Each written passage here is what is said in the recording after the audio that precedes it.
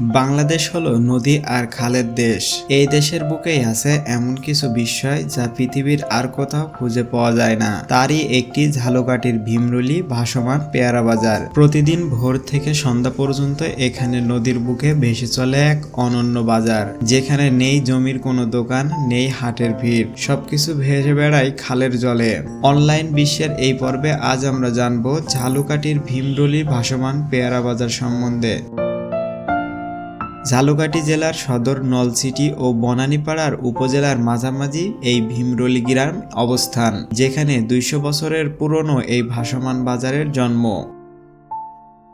British আমল থেকে স্থানীয় কৃষকেরা পেয়ারা, কচু, মিষ্টি আলু আর অন্যান্য ফল বিক্রির জন্য এই নদীপথকেই বেছে নিয়েছিলেন, কারণ এই অঞ্চলের প্রতিটি গ্রামই নদী আর খাল দিয়ে সংযুক্ত।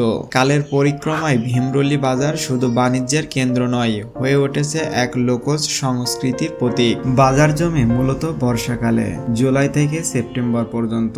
তখন খালগুলো পানিতে টইটম্বুর আর পেয়ারার মৌসুমও পুরোদমে। কৃষকেরা ভোরবেলায় নৌকায় ভরে আনেন সদ্য তোলা সবুজ পেয়ারা। ক্রেতারাও নৌকায় চড়ে চলে আসে, আর পুরো খাল জুড়ে তৈরি হয় এক চলমান ব্যবসার উৎসব। একটি নৌকায় 100 থেকে 200 মণ পর্যন্ত পেয়ারা থাকে। পাইকারেরা নৌকায় ঘুরে ঘুরে দরদাম করে কেনাকাটা করেন এই পেয়ারা। চমকপ্রদ বিষয় হলো এই বাজারে কোনো স্থায়ী দোকান নেই, প্রতিটি লেনদেন হয় পানির বুকে ভাসমান নৌকাতেই।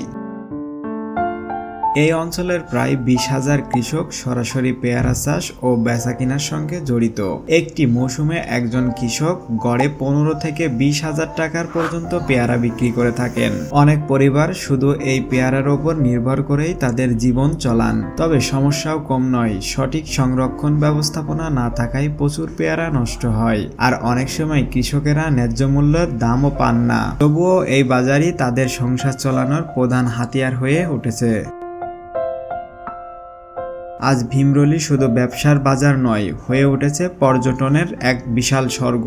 দেশের নানা প্রান্ত থেকে মানুষ আসেন এই দৃশ্য দেখতে। নৌকার পর নৌকা ভেসে বেড়ানো সবুজ পেয়ারা, মানুষের ভিড় আর পানির বুকে চলমান বেচাকেনা।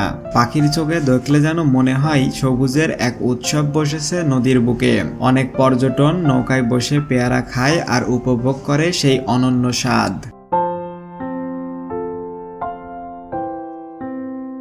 ভীমরুলি বাজারকে ঘিরে রয়েছে কিছু চ্যালেঞ্জও। সঠিক অবকাঠামো না থাকায় সময়মতো পর্যটকদের জন্য তৈরি হয় নিরাপত্তা ঝুঁকি। পরিবেশ দূষণও একটি বড় সমস্যা। তবে সরকার ও স্থানীয় প্রশাসন এখন এই বাজারকে পর্যটন কেন্দ্র হিসেবে গড়ে তোলার পরিকল্পনা করছে।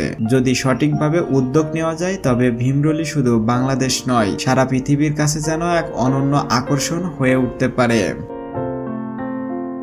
ভীমরুলি ভাসমান পেয়ারা বাজার এ যেন নদীমাতৃক জীবনের এক জীবন্ত চিত্র, যেখানে প্রকৃতি, মানুষ আর সংস্কৃতি মিলে তৈরি হয়েছে এক বিস্ময়কর ঐতিহ্য।